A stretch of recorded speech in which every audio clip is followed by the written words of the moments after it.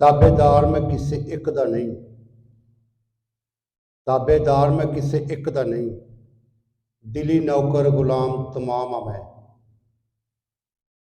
दिली नौकर गुलाम तमाम आ मैं, खुशक दिलों के नाल नहीं लग मेरी, खुशक दिलों के नाल नहीं लग मेरी, प्यार वालों का खास गुलाम आ मैं, सादा आदमी सादा जबान मेरी, सादा आदमी सादा जबान मेरी, कर सकदा सादा कलाम आ मैं। सुनने वालों बजुर्गों, जवानों ते बच्चों, नाल अदब दे करदा सलाम आ मैं। मेरा नाम बाबू हनीफ गिल है। इस्लामाबाद रावलपिंडी डायसिस के पैरिश कोहाट से मेरा तल्लक है। आज इस मौजू पर मुझे लब कुशाई का मौका मिला, वो नहायत ही अहम है और वो मौजू है मंगनी, रिश्ता मांगने की रस्म। आए हम कलाम मुक़द्दस में से पहले तिलावत सुनेंगे और फिर कलाम मुक़द्दस की रहनुमाई और मदद से हम मंगनी की रस्म को सीखेंगे।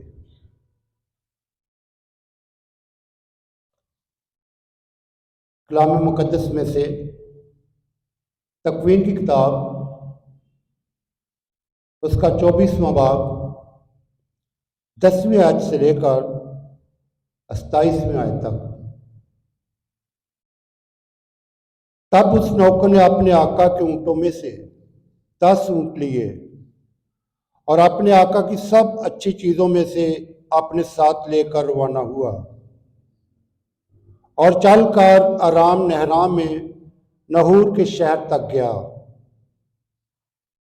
और शाम को जिस वक्त औरतें पानी भरने आती थीं, उसने उस शहर के बाहर कुएं के नज़दीक अपने ऊँटों को बिठाया और कहा, आए खुदावन, मेरे आका इब्राहिम के खुदा, तो आज मुझे कामयाबी दे और मेरे आका इब्राहिम पर मेहरबानी कर।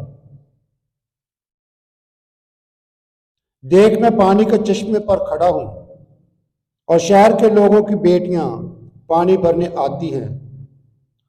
बस यूं होने दे कि वो लड़की जिसे मैं कहूँ कि अपना घड़ा उतार ताकि मैं पीऊँ, और वो कहे कि पी और मैं तेरे ऊँटों को भी पिलाऊंगी, तो वही हो जिसे तूने अपने बंदे इसहाक के लिए ठहराया है। इसी से मैं जानूंगा कि तूने मेरे आका पर मेहरबानी की है। और ऐसा हुआ कि पेशतर इससे कि उसने ये बातें की, देखो, रिफ्का जो इब्राहिम के भाई नाखूर की बीवी मिल्का के बेटे बुतैल से पैदा हुई थी, आ गई और घड़ा उसके कंधे पर था। और वो लड़की नहायत खूबसूरत और कुंवारी और मर्द से नावाकिफ थी। वो उस चश्मे में उतरी और अपना घड़ा भर कर ऊपर आई। तब वो नौकर उससे मिलने को आगे बढ़ा और बोला, अपने घड़े में से मुझे थोड़ा सा पानी पिला। वो बोली, ऐ आका, पी ले। और उसने जल्दी से घड़ा हाथ पर उतारा और उसे पिलाया। जब उसे पिला चुकी, बोली कि मैं तेरे ऊँटों के लिए भी पानी भरूंगी जब तक वो पी चुके। और उसने जल्दी से अपने घड़े का पानी हौज में डाल दिया और फिर कुएं की तरफ पानी भरने दौड़ी गई और उसके सब ऊँटों के लिए भरा।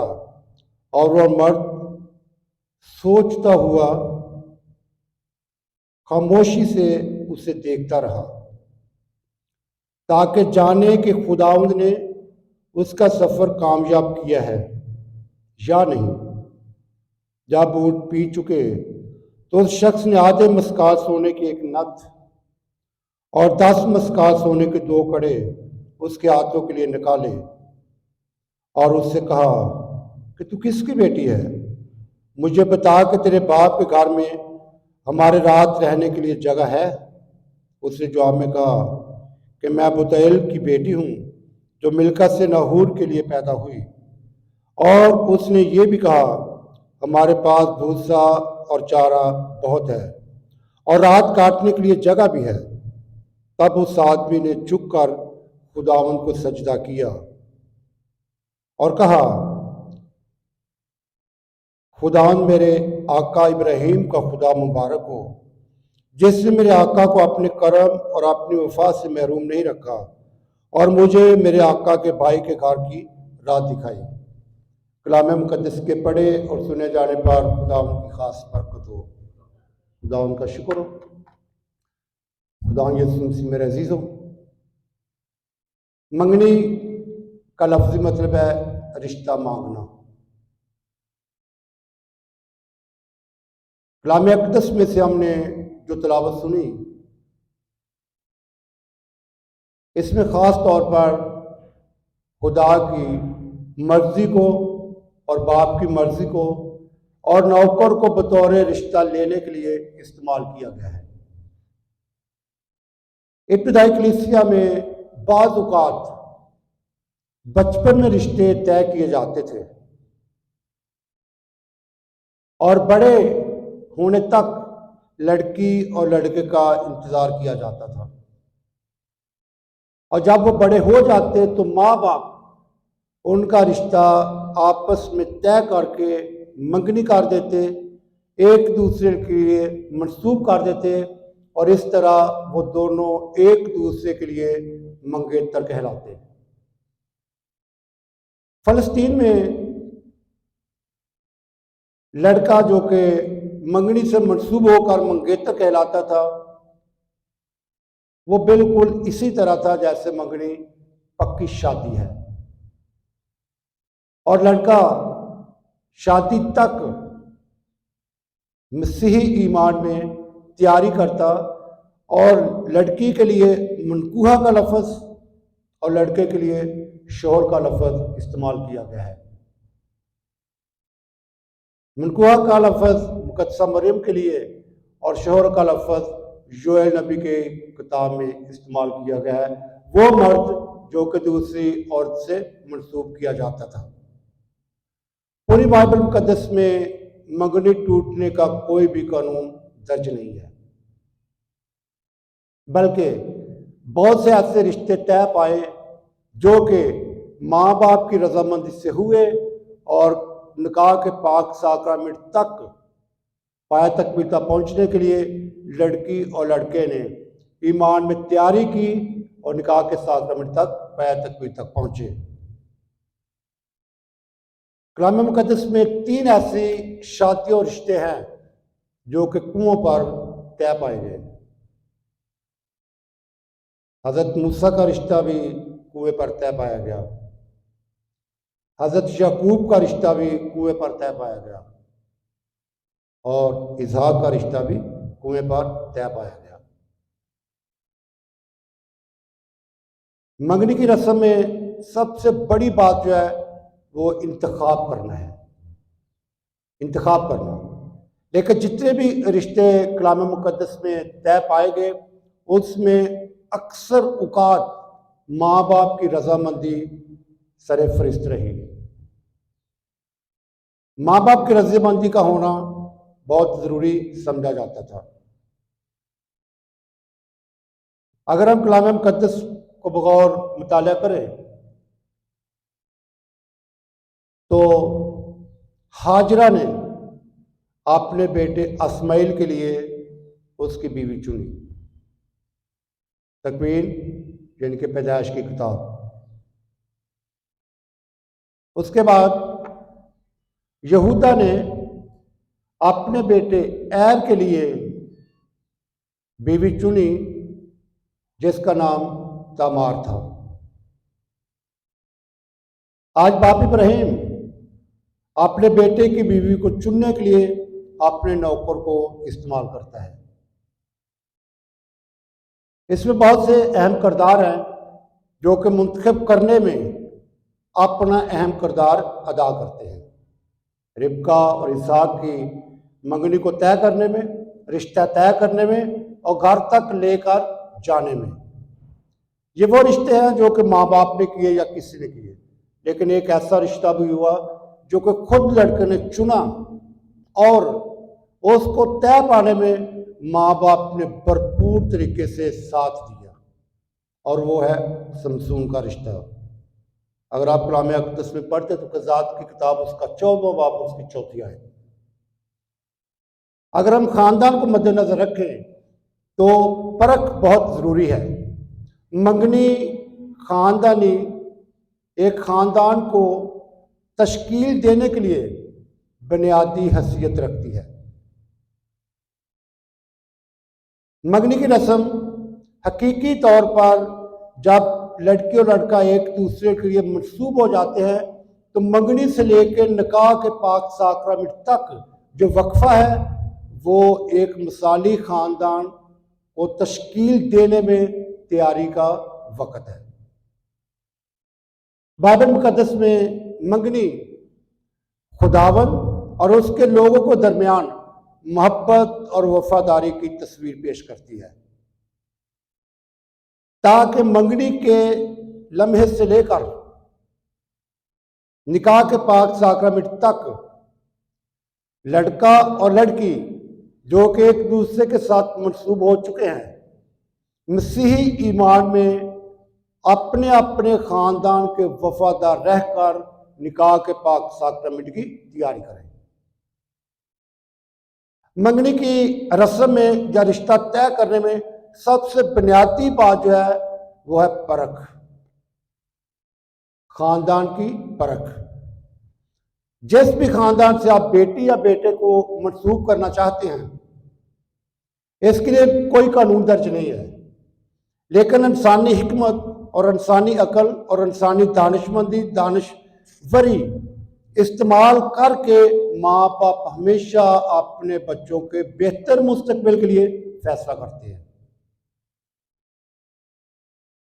परख बुनियादी चीज़ है। परख के लिए मैं 4 रिश्तों को अहम करार देता हूँ: खावंद, बीवी, बेटा और बेटी। आप ये चारों चीज़ों अगर परख लेते हैं तो फिर आप जो अपनी बेटी या बेटे का अगर रिश्ता तय करते हैं तो दुआ के ज़रिए से शुरू करके खुदावंद की पाक मर्ज़ी को शामिल करके आप रिश्ता तय करें, आने वाले वक्त में एक मिसाली मसीही ख़ानदान ठहरेगा। परख क्या है? खावंद की परख उस वक्त होती है जब उसकी बीवी बीमार है। खावंद की परख किस वक्त होती है? खावंद की परख उस वक्त होती है जब उसकी बीवी बीमार है। बीवी की परख उस वक्त होती है, दूसरी परख बीवी की परख उस वक्त होती है जब घर में गुर्बत हो। बेटे की परख उस वक्त होती है जब माँ बाप बूढ़ा हो। पंजाबी जैसी गाल कर रहे हैं कि सारे मेवे मिठे लगते हैं, लेकिन माँ बाप का एक ऐसा मेवा है कि जिमें जिमें पकता है एक कौड़ा लगता है। तो बेटा उदों परखिया जाता है जो माँ बाप बुजुर्ग हो। चौथी परख बेटी की है।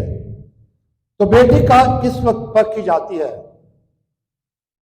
बेटी उस वक्त परखी जाती है जब बेटी सने बलोगत तक पहुंचती है, जब बेटी जवान होती है, तब उसकी परख होती है कि वो कहाँ तक माँ बाप की फर्माबरदार और कहाँ तक माँ बाप की ताबेदार है।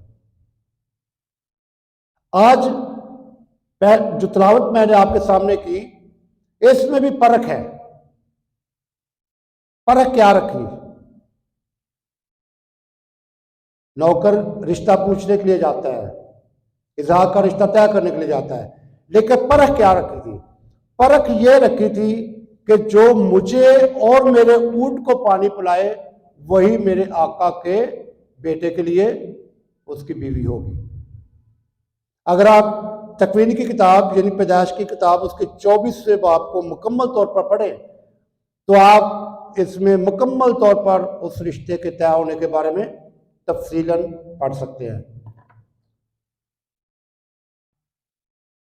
खुदा की मर्जी को शामिल करना, बेहतर इंतखाब करना और रिश्ता तय होने के बाद खुदा को सजदा करना और उसका शुक्र अदा करना।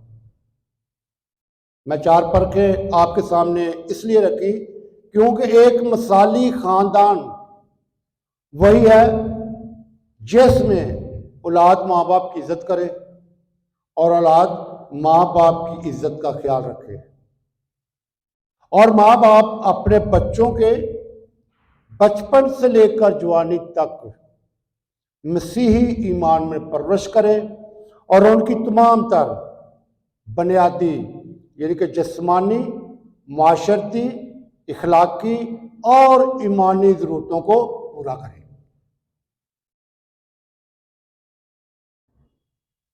मंगनी तय करने के बाद जब वक्फा है तो वक्फे में आम तौर पर दोनों खानदान शादी की तैयारी करते हैं, जिसमें सबसे बड़ी तैयारी जो है वो हम ज़्यादा तौर पर शॉपिंग पे लगाते हैं, ज़्यादा तौर पर।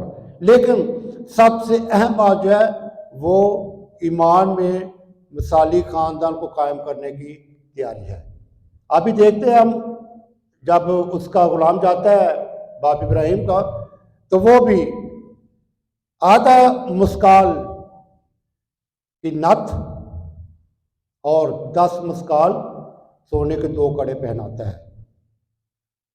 ये वो चीज है जो कि बेटी और बेटे को देकर एक दूसरे के साथ मंसूब किए जाते हैं। हम्मुराबी ज़ाब्ता है, उसके तहत रिश्ते को तोड़ना मुनासिब नहीं था।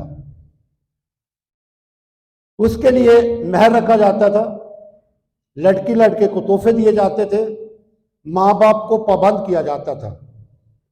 लेकिन अगर एक लड़की और एक लड़का एक दूसरे से मंसूब होकर एक दूसरे के मंगेतर कहलाते थे, उसके लिए लड़के के वालिद के लिए लड़की का वालिद महर रखता था।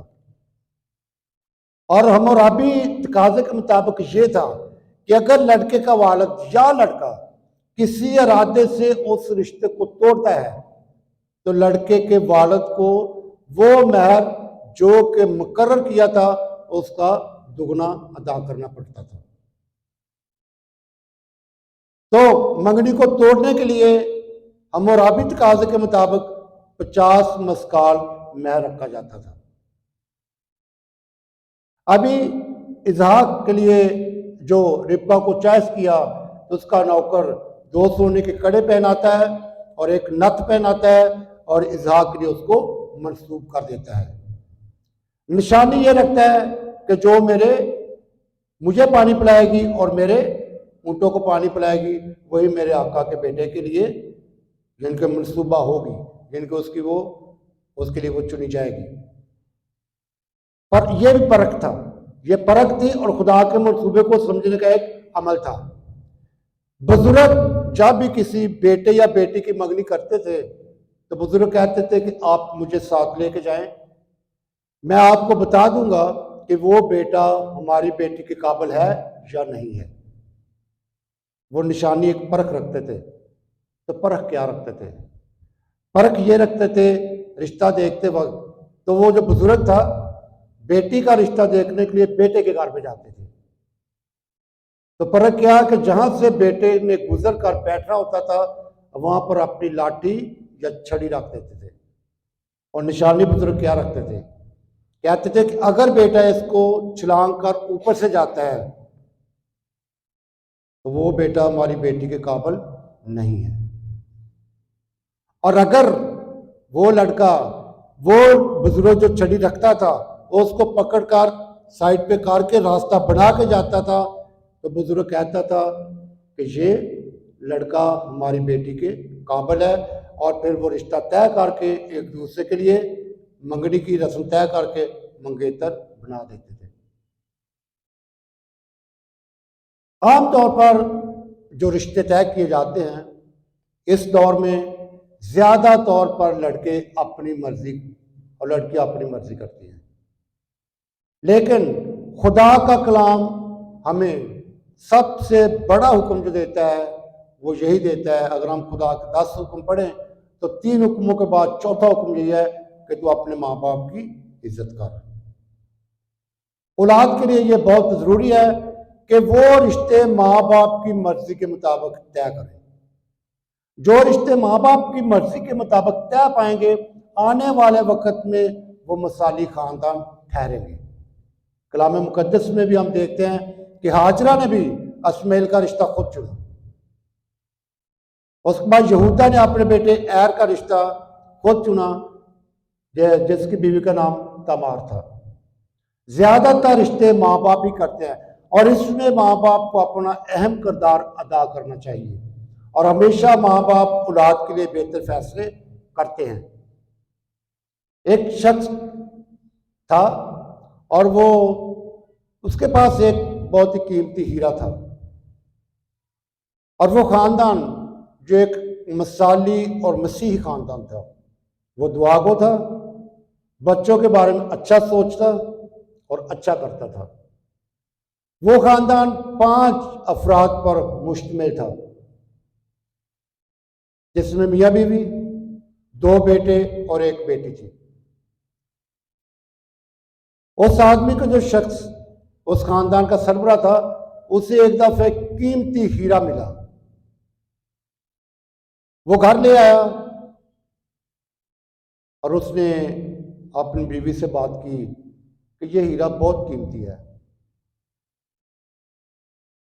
हमारे बच्चे इस स्टेज पर पहुंचे हैं कि अब हम इनकी मंगनियों की रस्में अदा करें और इनके निकाह पढ़ें, तो हम इस हीरे के जरिए अपनी औलाद को परखेंगे कि कहाँ तक वो हमारे वफादार है और कहाँ तक हमारे वफादार नहीं।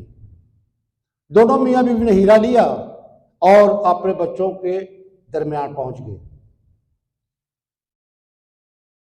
उस शख्स ने अपने बड़े बेटे को कहा कि बेटा, ये हीरा ले और ये हथौड़ी ले और इसको तोड़ दे। बेटे ने कहा, अब्बा जी, ये हीरा बहुत कीमती है और इसकी चमक सूरज भी इसके सामने मांग पड़ जाता है, ये मैं हीरा नहीं तोड़ूंगा। दूसरे बेटे को हीरा दिया और बाप ने कहा कि बेटा, ये हीरा ले और ये थोड़ी ले और इसको तोड़ दे। दूसरे बेटे ने कहा, अब्बा जी, इससे पहले भी मेरे पास एक हीरा पड़ा है जो आपने मुझे दिया है, तो ये हीरा उससे भी ज्यादा कीमती है, मैं नहीं चाहता कि इसे तोड़ूं, ये मुझे दे दो ताकि मैं इसको भी उसके साथ संभालूं। उसके बाद बेटी को बुलाया। बेटी को कहा, बेटे, ये हीरा ले और ये थोड़ी ले और इसको तोड़ दे। बेटी ने फौरन हथौड़ी पकड़ी और सिरे को तोड़ दिया। दोनों भाई बेटे बहन पर खफा होने लगे, कहने लगे, बहन, इतना कीमती हीरा तूने तोड़ दिया है जिसके सामने सूरज भी मांग पड़ता था। तो बेटी ने क्या कहा? बेटी ने कहा, हीरा कीमती नहीं है, बाप का हुक्म कीमती है। औलाद के लिए बहुत ज़रूरी है कि हमेशा माँ बाप के वफादार रहें और वो रिश्ते जो माँ बाप तय करें उसी में रहकर निकाह के पाक साक्रामेंट की तैयारी करें। मसीह हमारे खुदावंद की वसीला से, आमीन।